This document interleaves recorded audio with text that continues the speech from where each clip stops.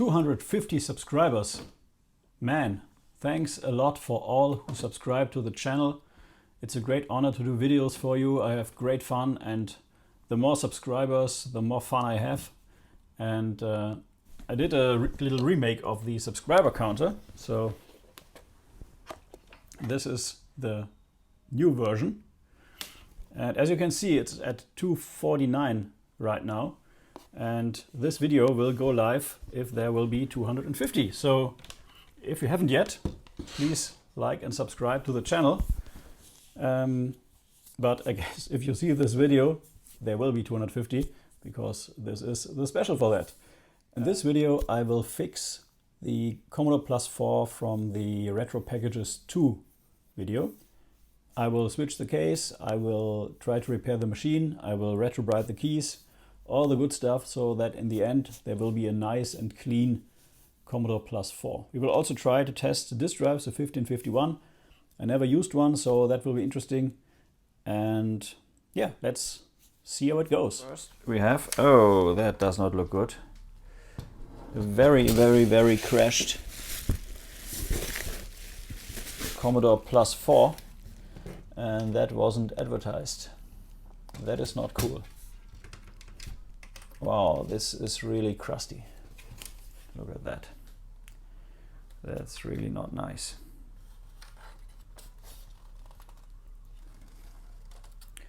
Wow, that really took a beating.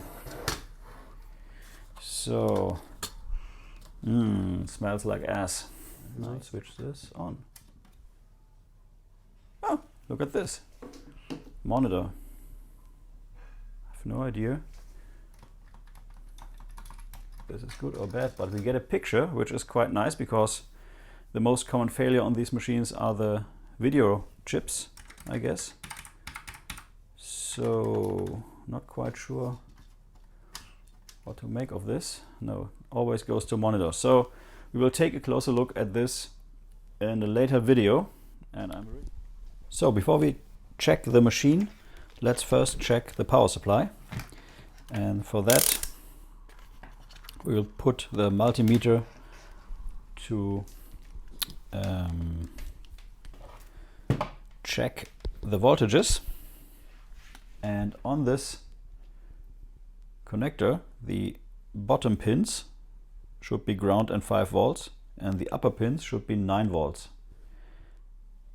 That looks to be 5 volts.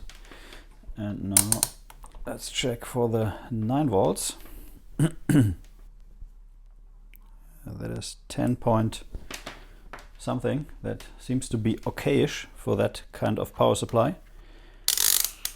So, with that out of the way, we at least know that we won't kill any new components we put in there.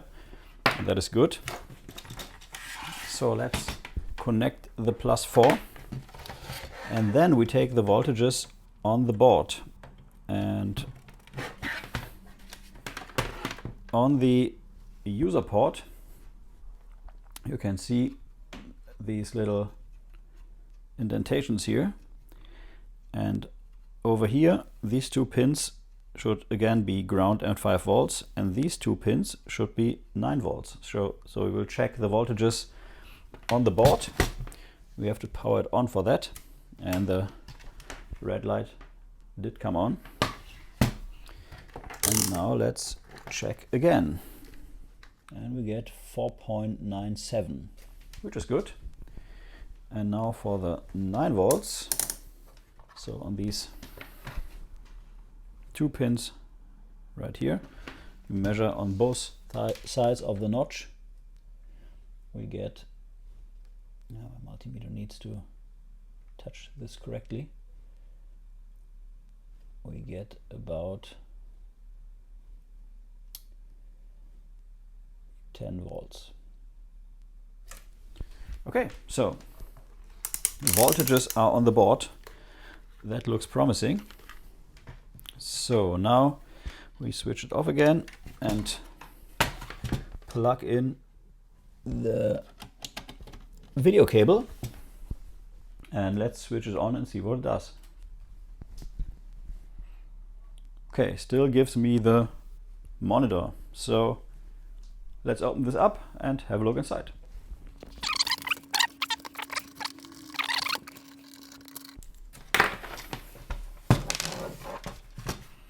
Let's see. Okay, there's that ribbon connector I didn't want to pull last time. And good thing is all the main chips are socketed, which is quite nice. So we might actually be able to quickly fix this. This board, by the way, stinks like hell. So not quite sure if I can just pull this connector. Very good. Let's put this to the side. And then we will take out this board and I will give this a good clean,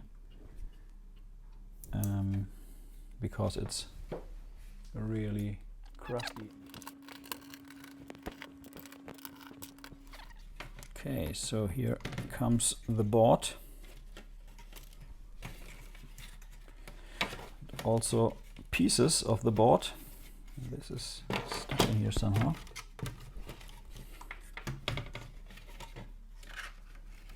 Okay, there's this bottom layer which protects the board. Man, that is really dirty.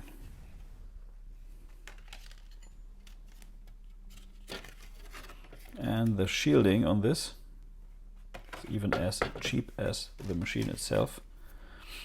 Okay, so that is really stinking. Put this to the side.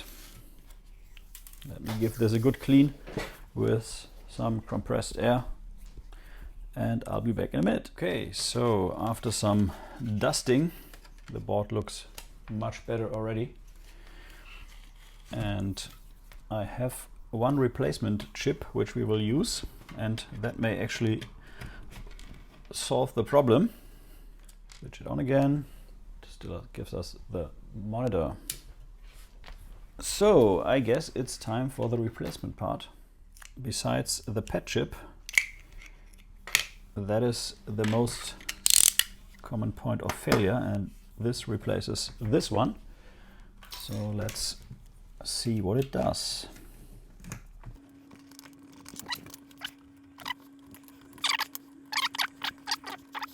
If it is this one, chip looks to be in good condition, so no problem here. And let's put in the new one,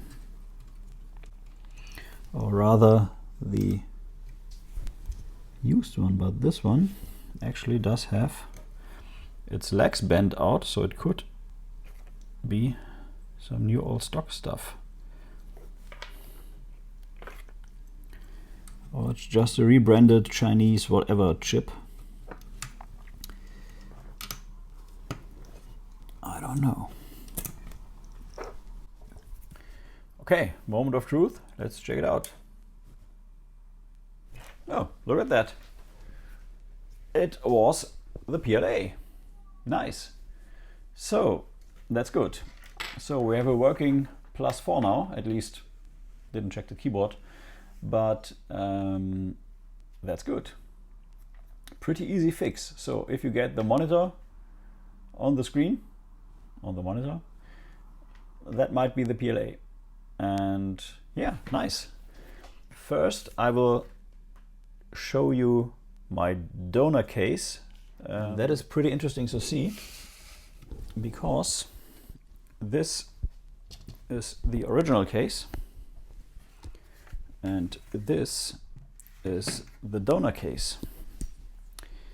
And you might see that this case is much darker than this one. And the question is this just due to yellowing, or are these, like on the C64, just color variants? So the idea is to switch cases, because that one is just too broken. I would like to fix this. Periphractic did a video in which he, I guess, saved an Atari XL, and he did come up with a method to rebuild this case. I'm thinking about 3D printing just a portion of that, cutting this out here, and then trying to fix it this way. But for now, we will stick with a new case, and we will have, of course, to clean the keyboard and to retro-bright the keyboard, because the keys are really yellow. You can see here how these keys should look, I guess, and how they actually look. So retro-brighting in the books. Also, these keys are yellowed. Might not look like it, but these are gray, and now they are some yellowish brown color. Okay, so let's first switch cases and then take care of the keyboard. So let's open up the donor case. This case actually has different screws than the one that board was in before. It does also have 5 screws. And it looks like the bottom half of the case was cleaned, but the top half wasn't, so I will give this a good cleaning, and that should give us a good as new +4. Very happy that actually the PLA was the fault. Might not make for a great video because it, well, we just fixed it, but sometimes in life things just work. Okay, I just noticed that the stamps are broken off here, which is not cool and was not in the description. Oh man. And this doesn't even fit. Okay, so I guess we are leaving out the shielding and just put it in this way.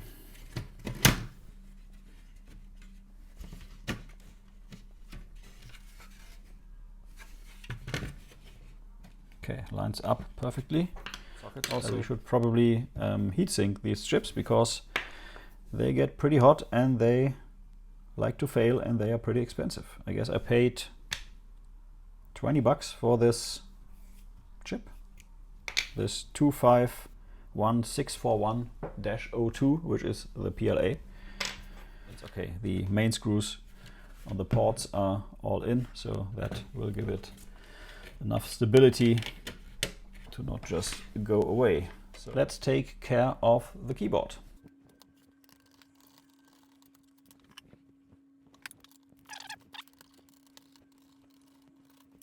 So here's the keyboard. It's pretty crusty and dusty, like the other parts of the machine, I mean. So the standoffs right here have broken off, and here. But other than that,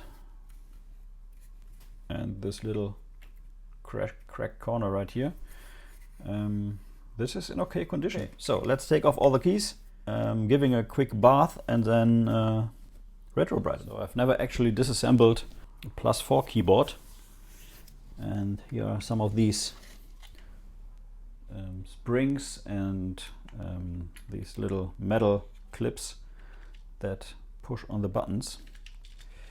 So made a photo, and now we're going to take off the keys. I have some soapy water here and my keycap puller, and let's start pulling keycaps, I guess. That's okay. So these are not C64 keys, these look more like the Amiga keys, and they have very, very flimsy little springs, almost not springy, and inside you can see which color they should have, and this is what color they have actually. Okay, so keycap removing montage. Go!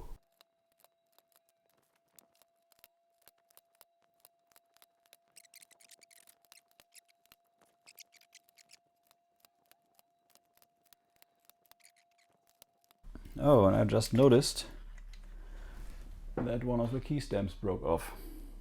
That's not cool. So, might have to pull this out somehow. Wonder if this was already broken, or if I did this. So be very gentle with these keys and always pull straight up.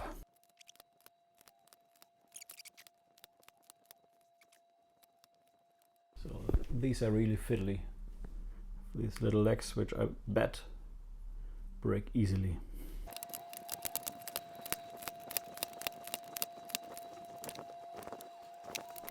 Take a look at that. That is really disgusting. So I will clean this properly. First I will give it a good dust off, and then I will clean it properly, and then we will continue. So after the first blowout, this looks, well, a little better at least. Still has these crusty spots.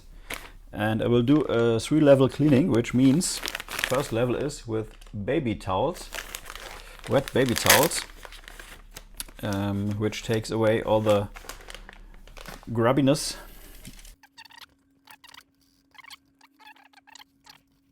And if it's good for a baby, it can't be bad for a computer, can it?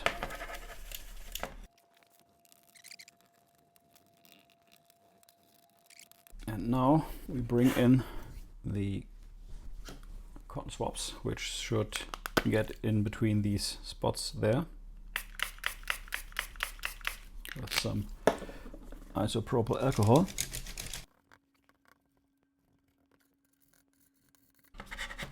This does already take a lot of the bigger spots, and now we go in there with the cotton swabs.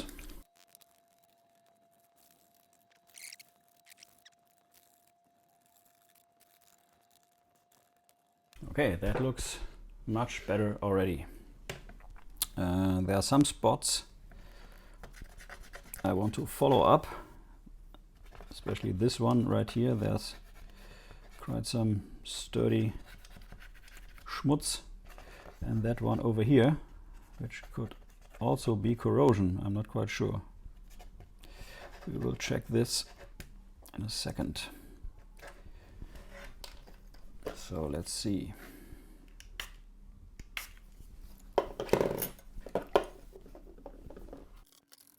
No, it's not coming off. Looks like corrosion. So this still smells a little bit like ass, but not as much as it did before. Next up is cleaning all the keys individually and then retrobudding them. I will put this in the case already, so we can put the keys in when they are finished, which might take a day or 7. Oh wait, I have to clean the case. Okay, so I guess we are going to clean the case. To clean this case properly, I also first use the baby wipes, which takes off most of the sturdy dirt, and then I have a 2-toothbrush approach, which these are electrical toothbrushes which vibrate, and as you can see, this is dirty already because I used it up here, and this is perfect, or these are perfect to go into these grills, and they take the dirt pretty nicely. So let's check this out. This is almost like some ultrasonic cleaning.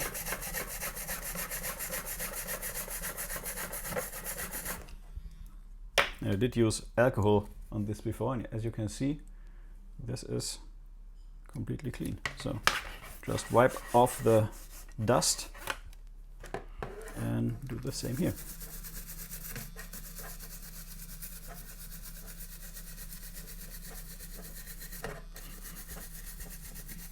You can also use these underwater, no problem there. So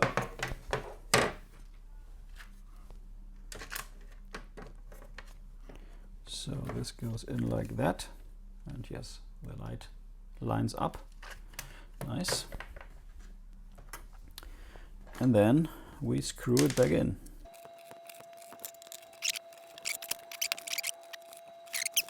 So we can close the case, put the ribbon cable back in, and for now close this up. I will, of course, heat sink the chips. Okay, time to retrobrite the keys. Just noticed one thing. If you put in the keyboard first, you're unable to get in these little hooks for the F keys, which is really shitty, so I have to take it out again. But first, let's retrobrite the keys. So before I can retrobrite these keys, I'm going to use some baby wipes again to clean them properly.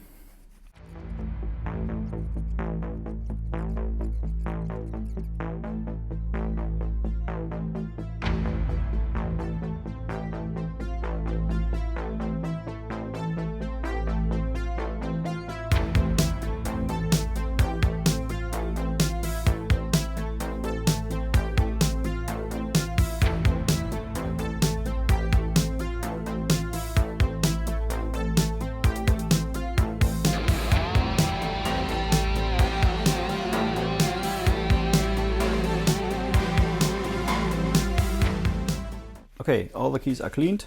Let's get the bleach box and get them bleached. This beauty is my bleach box. Let me show you how it works. The power supply, and we have the top cover, which is covered in LEDs, which are UV LEDs. This is a standard UV LED strip. Took me a while to find one, which is attached with cable ties to the top of the top. And we have the inside of this, which is just a box which is wrapped in aluminum foil, so that the light which comes from the top reflects all around the stuff inside. And I've bleached Amigas, C64s, all kinds of stuff in here. We will use this to bleach the keys. And for that I have this box. I will put all the keys in here and then spray them with my peroxide. So I'm using this stuff, which is cream oxidant 12%. And this is normal salon care stuff. I actually prepared a spray bottle. It says Wasserstoffperoxid, which is German for peroxide. And I just spray this on the keys. And I do this every few hours and they should bleach. I did mix this rather gooey stuff with water, as you might hear, to shake it really good, and I hope it still does come out here. There's a box inside the box because it's better to just spray it inside the inner box than to clean out the whole box all the time. So let's just spray this really generously onto the keys.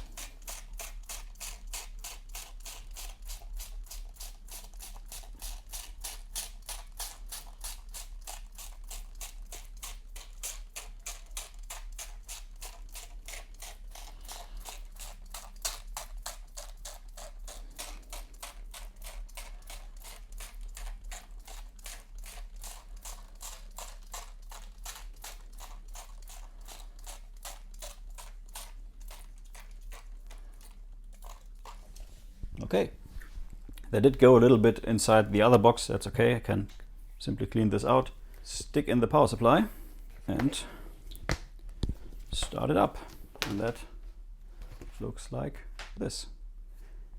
So let's put it on and see you in a few hours. Okay, it's been 14 hours so far. Let's take a look inside the box.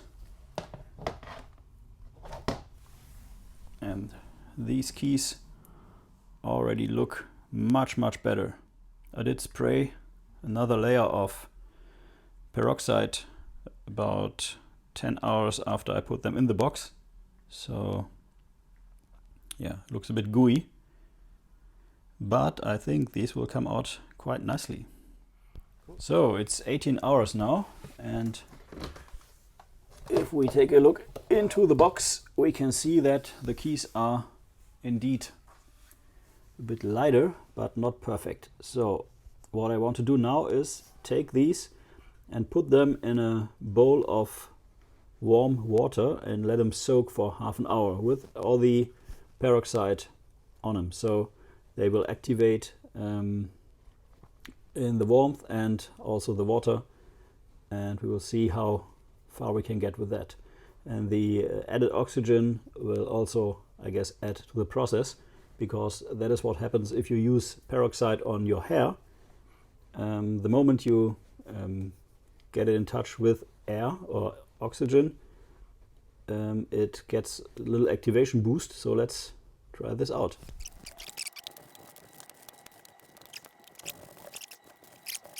So this is my kitchen sink, and what I want to try is something called thermal convection, which means that if you put something in a liquid, and there's already water in this sink, the heat from the liquid outside will go to the inside. So we will fill some liquid into this, but just enough to cover all the keys. And the space key is already pretty white on one side, it's only yellow on the other, so this will stick out a little, I guess. And yeah, we will put it in here, and we will continuously let warm water flow into this, to the side, so it will always be warm. And that way the peroxide will not dissolve too much, and we will still maintain some heat. And I have my thermometer here, so let's take a quick look. This right now is 43 degrees, which is 108 Fahrenheit. So let's fill this up, and then let's put in the keys. So the keys actually float on the warm water, so we let this sit for a while. Let's quickly check the temps. Yeah, it's not too warm, but it should activate very soon. Let's check in a few minutes. See, temperatures are already going up. Yeah, let's give it half an hour, and then let's check back on it. I did clean the keys, I did retro bright the keys in my bleach box, I did retro bright the keys in my water construction in my sink, and then I dried the keys and put them into the bleach box again, this time without peroxide or anything, just for an hour of UV light. And this is how they look now, and they came out pretty nicely. They are on some spots still a bit yellowed, but they are not even close to the yellow they were yesterday. So it's about 24 hours now, and I'm very, very pleased with the result. I guess if I would do another day in the bleach box, they would come out as new, but I like that. Little yellow, it's okay. So let's dry these up and put them back on the keyboard. So first I have to open up the case again, because I can't fit the little F key metal pieces. So let's take this out.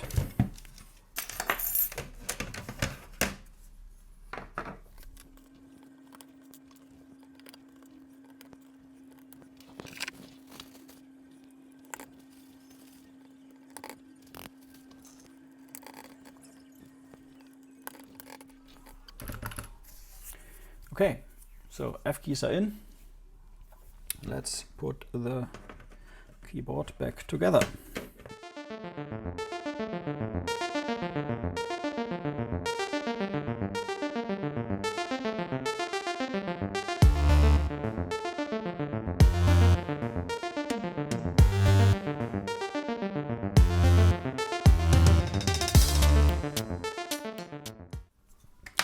Okay, so in order to get the space bar in, I have to pull out these keys again. Okay, so all we are missing is this broken key, and we will just use, there's a stem broken off, we will just use some super glue to get it back on. And I hope I don't just glue the key in. So let me use the cotton swab again. Put some glue on there, a bit more precise.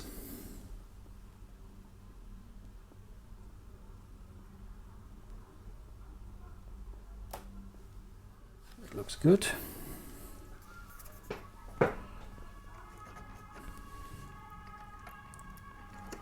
Just hope this works. Okay, key's still coming up, that's good. Looks to be on there. It's good. Nice. Okay, keyboard fixed. Your first look at the finished product. And I think it came out pretty nicely. So let's plug it in, plug in the disk drive and see if that works. Okay, I tried to use the disk drive and it didn't work. It did give me a device not present error. And then I realized I forgot something. And that is with some IPA to clean the contacts inside this thing. Wow, and as you can see, that is some pretty substantial dirt. Oh yeah. You have to do this from both sides because this is a double-sided connector. That could very well be the reason for the not working disk drive or device not present error. So let's stick this in and try again, I guess. So on the +4, the 16 and 116, you have new disk commands. So instead of load string, ,8,1, you just press F3, which gives you a directory. And as you can see, disk drive is running. It's clicking. It says ready. But it seems it's blinking. So this is not a Commodore +4 disk. So we have to format this. To format a disk on the C+4 and C16, 116, you type open 15, 8, 15, comma, then you say N0, and then you say the disk name. Let's call this test1, give it an ID, which is ID in my case, and you close this, and then this clicks away and formats the disk. Takes only a few seconds. Okay, and then if we push F3 and do directory, we get 664 blocks free. Nice. To load a program, you type deload, but I don't have any C16 disks, so the disks that came with the system are actually PC disks. So I think we just write a quick program. There it is, and then we say dsave for disk save, and we call this PRG1. And that's it. And there's new list, and then we just type deload. That doesn't work, but on the F2 key we get deload the way it's supposed to be, and then we type PRG1, enter, and here we are.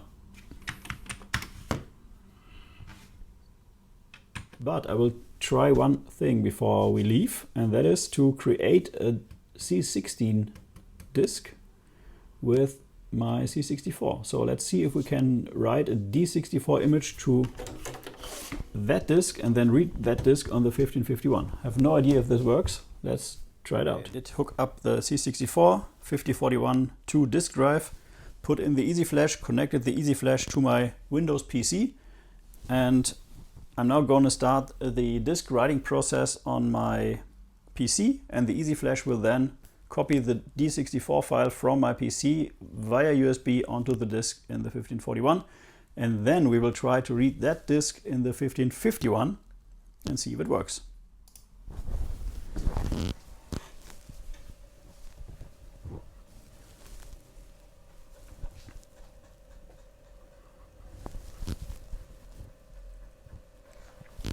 So now it's copying. That takes exactly 55 seconds, no matter how much stuff is on the disk, because it creates a complete disk every time. And as you can maybe hear, it's clicking away.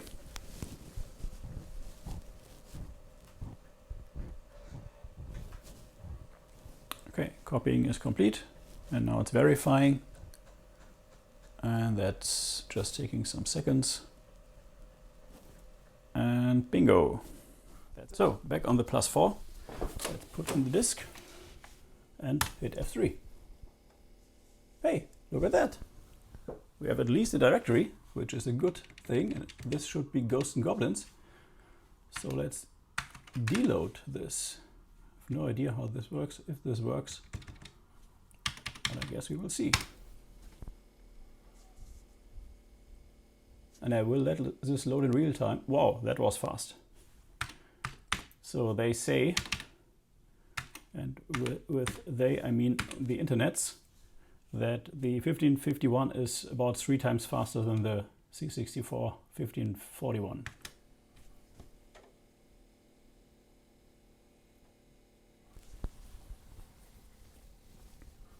Still loading.